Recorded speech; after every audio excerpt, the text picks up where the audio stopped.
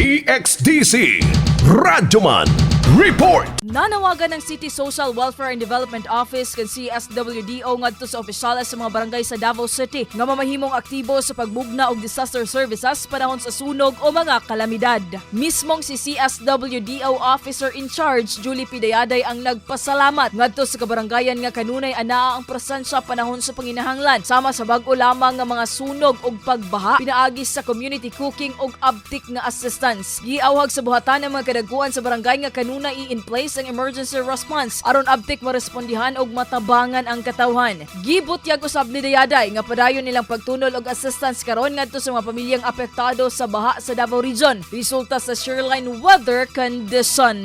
Kasama mo sa balita og serbisyo publiko. Radyoman ID Parido, Tatak, RMN. RMN News. Diretso Balitang Metro Davao.